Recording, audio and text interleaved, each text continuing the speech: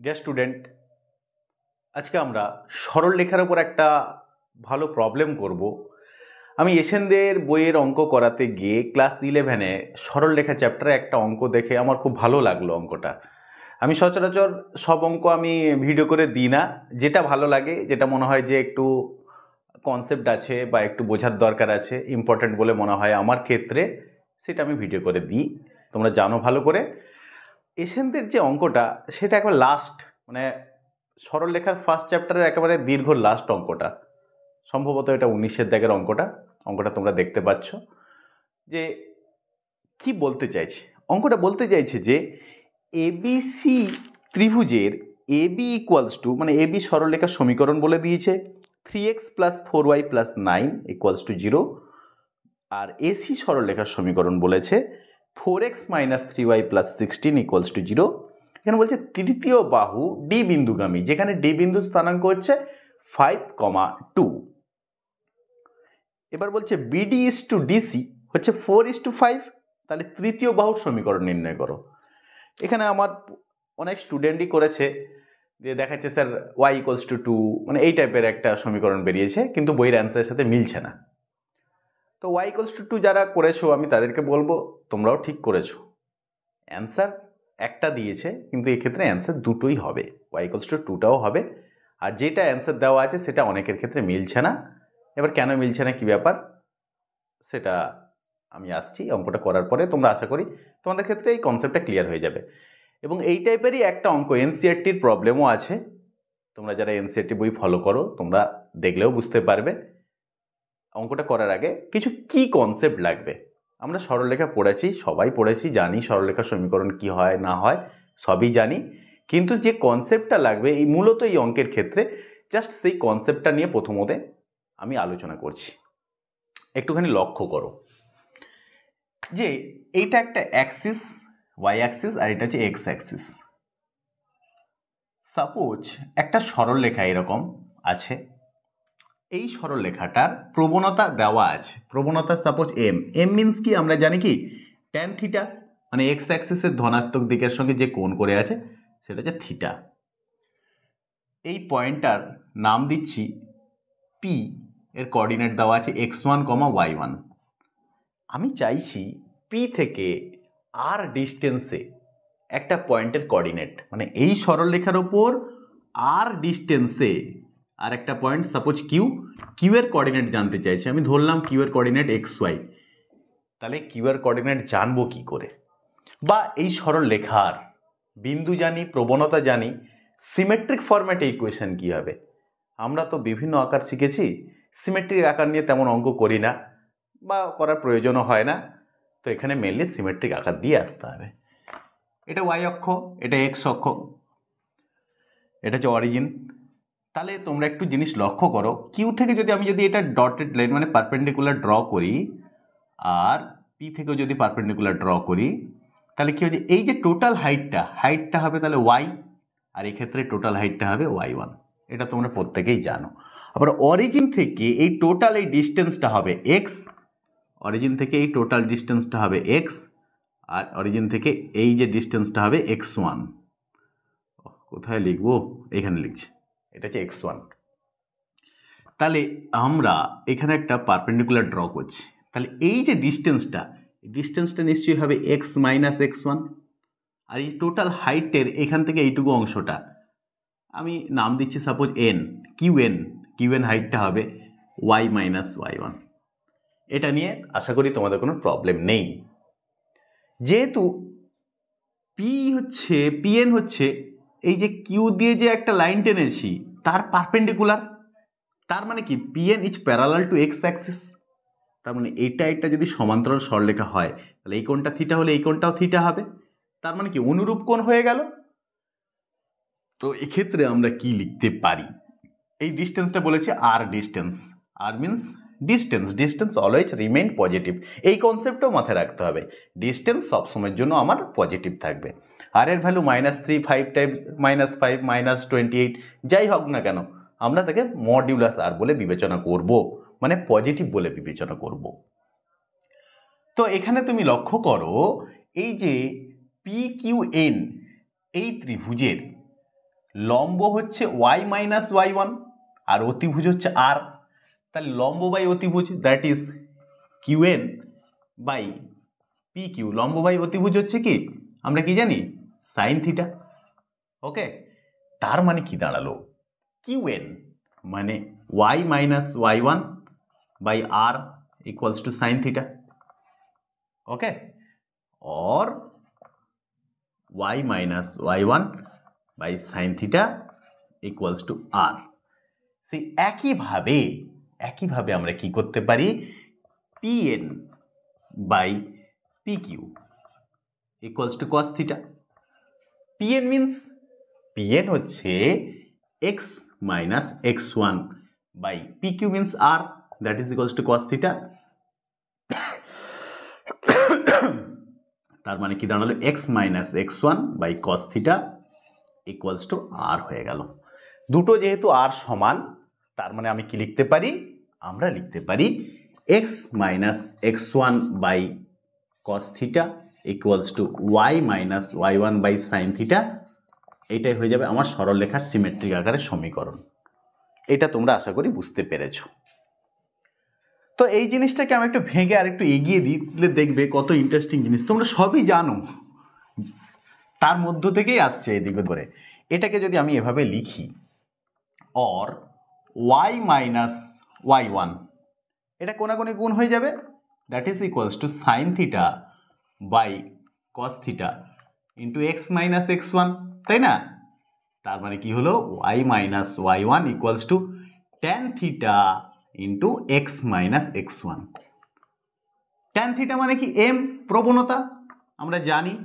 তাহলে Y equals to Y minus Y one equals to M into X minus x one. আমরা বিন্দু প্রবণতা আকারটা জানি, বিন্দু প্রবণতা আকারটা আমি এইভাবে লিখি আর এটা হয়ে গেল আমাদের সিমেট্রিক আকার। আচ্ছা, এখানে আরেকটা কথা বলে দিই, এটা আশা করি তোমরা বুঝতে পেরেছো। আরেকটা কথা আমি বলি, এক্ষেত্রে এই অংশটা থেকে এই যে বোর্ডে দেখতে পাচ্ছ যে অংশটা, এই অংশটা থেকে আমরা কোনাকুনি যদি গুণ করি তাহলে কি পাবো বলো তো? X equals to x one plus cos theta r cos theta, এবং similarly y equals to y one plus r sine theta. তার মানে কি কিউ এর কোঅর্ডিনেট তাহলে কি হলো x one plus r cos theta comma y one plus r sine theta. Clear? এটা আশা করি আমরা বুঝতে পেরেছি, তোমরা সবাই বুঝতে পেরেছো। পি পয়েন্টের কোঅর্ডিনেট জানা আছে, সরলরেখা যে কোণে নত সেই অ্যাঙ্গেলটাও আমার জানা আছে। তো সেক্ষেত্রে অ্যানাদার পয়েন্ট আর ডিস্টেন্সে যে পয়েন্টটা আছে সেই পয়েন্টটার ভ্যালু আমরা পেয়ে নেব। আচ্ছা, এই যে পজিটিভ বলছিলাম, আর এর ভ্যালু পজিটিভ নেগেটিভ দুই দিকে আছে। আমি বলেছি আর ডিস্টেন্স, সাপোজ এখানে পি আছে, পি থেকে আর ডিস্টেন্সে কিউ সবসময় এদিকে কেন থাকবে, এদিকেও তো থাকতে পারে। তার মানে একটাকে যদি আমরা আর ধরি অপরটাকে কিউ ধরবো, আমরা মাইনাস আর ডিস্টেন্স ধরবো। সেই জন্য দুটো কোঅর্ডিনেট আমরা পেতে পারি। পি থেকে আর ডিস্টেন্স মানে দুদিকেই আর ডিস্টেন্স হতে পারে, প্রশ্নে যদি কোনো মেনশন না করা থাকে। ক্লিয়ার? এটা আশা করি তোমরা বুঝতে পেরেছো। চলো এইবার আমরা এই অঙ্কে আসি। এতক্ষণ জাস্ট একটু থিওরি নিয়ে আলোচনা করলাম, যারা থিওরি ভুলে গেছো তাদের জন্য একটু ভালোই হলো। এবার আমরা অঙ্কে আসছি। অঙ্কে যেখানে বলেছে আমরা সরলরেখাগুলোর সমীকরণ কি বলেছে, এবি সরলরেখার সমীকরণ হচ্ছে 3x plus 4y plus 9 equals to 0, আর এসি সরলরেখার সমীকরণ বলেছে 4x minus 3y plus 16 equals to 0। Okay, এই দুটো সরলরেখা দেখে আমরা বুঝতে পারছি পারপেন্ডিকুলার দুটো।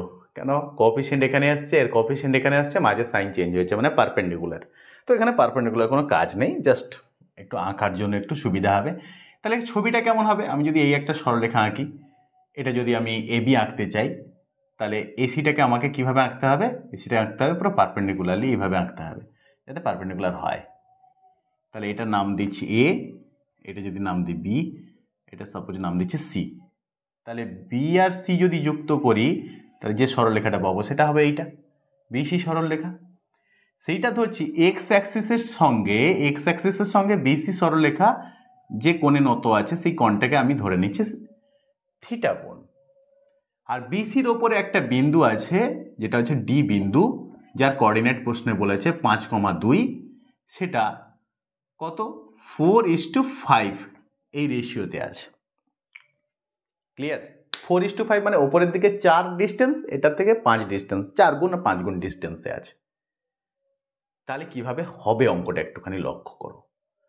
তাহলে 4 গুণ ডিস্টেন্সে, তাহলে এই যে দূরত্বটা বিডিকে আমরা 4r আর সিডিকে 5r বলে ভাবতে পারি। ক্লিয়ার? যেখানে আরটা অলওয়েজ পজিটিভ হবে, তার মানে কি মড আর আমরা ধরে নেব, কাজ শেষ। মড মানে কি অলওয়েজ পজিটিভ। তাহলে আমরা ধরি বিসি সরল রেখা এক্স অক্ষের সঙ্গে থিটা কোণে নত। দেখা যাচ্ছে? আচ্ছা, ধরি বিসি সরলরেখা এক্স অক্ষের সঙ্গে থিটা কোণে নত, আর বিডি যে ডিস্টেন্স এটাকে ধরছে 4 মডিউলাস আর দিয়ে দিলাম।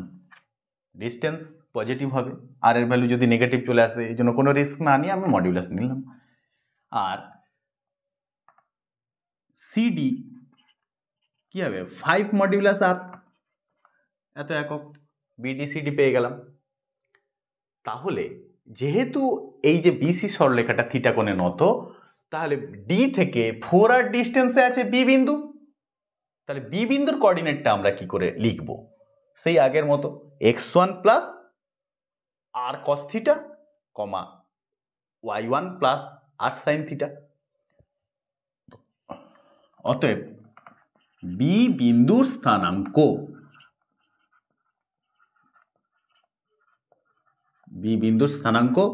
তাহলে কি হবে? x1 means 5 plus 4 mod r cos theta comma, আচ্ছা এটাকে আমরা লিখে দিচ্ছি 4 মড আর, তাহলে এটা 5 মড আর। তাহলে একটা জিনিস লক্ষ্য করতে হবে আমাদেরকে, এটাকে যদি পজিটিভ ডিরেকশন ধরি এটাকে কি ধরবো আমরা? Negative direction. কেন? এটা এই দিকে আছে, এটা উল্টো দিকে আছে, তাহলে এখানে -5 আমি লিখে রাখছি, -5 মড আর। তাহলে এর এক্স কোঅর্ডিনেট কি হলো? 5 plus 4 mod r cos theta আর 2 প্লাস এক্ষেত্রে সেই 4 mod r sine theta. Okay, similarly C বিন্দুর স্থানাঙ্ক সেই হবে 5 minus 5 mod r cos theta comma 2 minus 5 mod r sine theta. Clear? এই যে বি আর সি বিন্দুর কোঅর্ডিনেট ধরাটা আশা করি তোমরা বুঝতে পেরেছো। তাহলে বি বিন্দুটা কোথায় আছে? বি বিন্দুটা এবি সরলরেখার উপরে আছে, তাহলে এই এবি সমীকরণকে সিদ্ধ করবে। আবার সেই একইভাবে সি বিন্দু মানে এটা এসি সরলরেখার উপরে আছে, তাহলে এসি কে সিদ্ধ করবে। ক্লিয়ার? তাহলে সুতরাং আমরা লিখতে পারি, সুতরাং বি বিন্দুটার এক্স কোঅর্ডিনেট হচ্ছে এটা, ওয়াই কোঅর্ডিনেট হচ্ছে এটা, তাহলে এখানে বসাবো 3 × 5 plus 4 mod r sine theta, sorry x means cos theta, 4 mod r cos theta, 3x plus 4y, 4 × 2 plus 4 mod r sine theta plus 9 equals to 0। একে আমরা একটু ক্যালকুলেশন করে নেব। তাহলে 5 × 3 = 15, 4 × 2 = 8, আর এখানে 9। আচ্ছা 9 × 8 = 17, 17 আর 15, 17 আর 15, 17 আর 15 32, 32 প্লাস আমরা মড আর যদি কমন নিয়ে নিই তাহলে কি পাচ্ছি? 4 × 3 = 12, 12 cos theta plus 4 × 4 = 16 sin theta equals to 0, or mod r equals to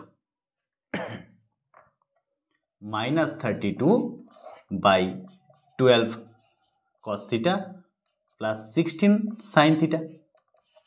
ওকে, তাহলে এটাকে আমরা একটু সাজিয়ে লিখতে পারি, বা এখানে দেখতে পাচ্ছি চারটে ক্যালকুলেশন।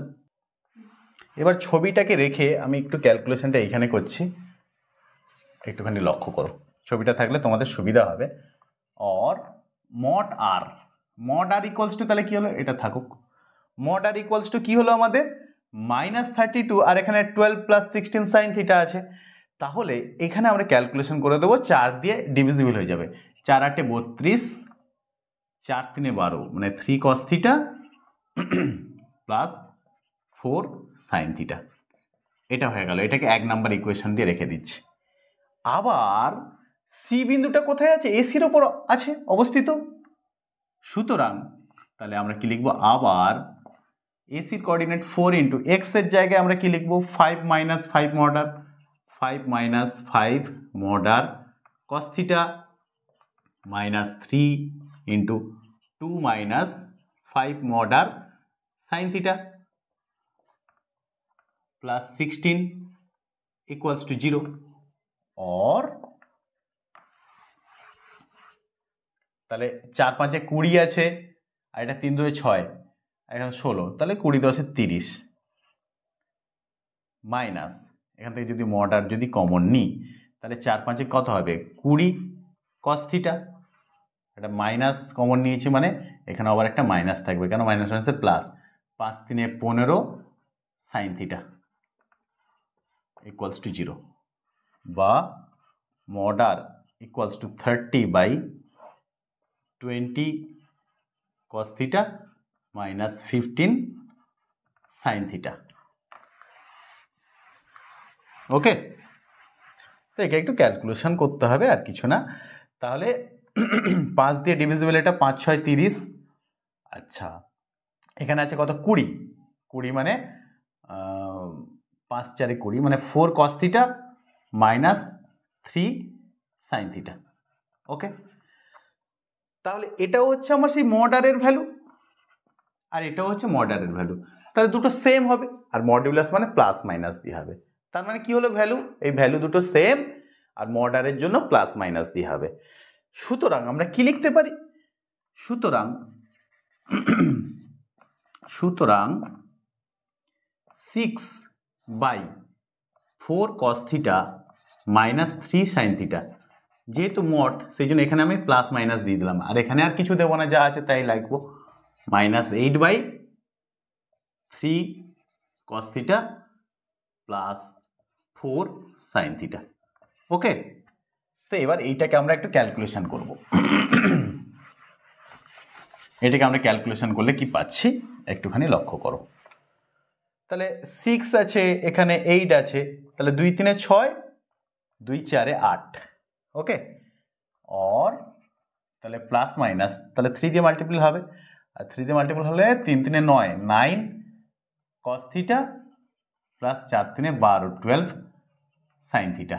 এটা একটা পাচ্ছি, দ্যাট ইজ ইকুয়ালস টু -4 দিয়ে যখন মাল্টিপ্লিকেশন হবে, তাহলে 4 × 3 = 12, 12 sin থিটা একটা, মাইনাস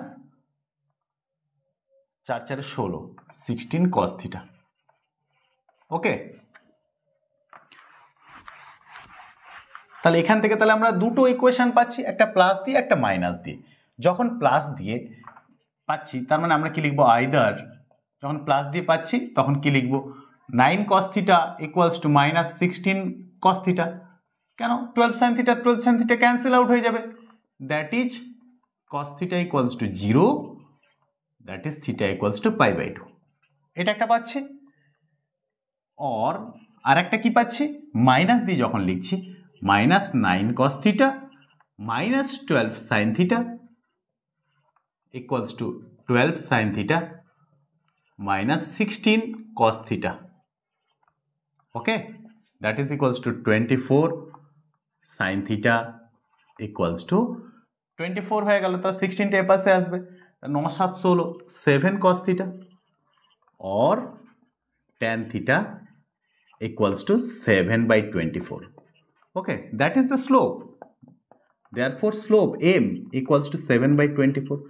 তারপরে এখানে অ্যাঙ্গেল পেলাম, থিটা হচ্ছে π/2, স্লোপ π/2 মানে কি, y অ্যাক্সিসের প্যারালাল স্ট্রেট লাইনটা, এখানে বলেছে 5 2 পয়েন্ট দিয়ে পাস করছে, তাহলে when theta equals to pi by 2 then BC ইকুয়েশনটা তাহলে কি হবে, যেহেতু ওয়াই অ্যাক্সিসের প্যারালাল 5 2 পয়েন্ট দিয়ে পাস করছে, then BC equals to y equals to 2, কেন 5/2 দিয়ে পাস করছে ওয়াই অ্যাক্সিসের parallel, that is y equals to constant, সেই জন্য কনস্ট্যান্টটা কি হবে 2।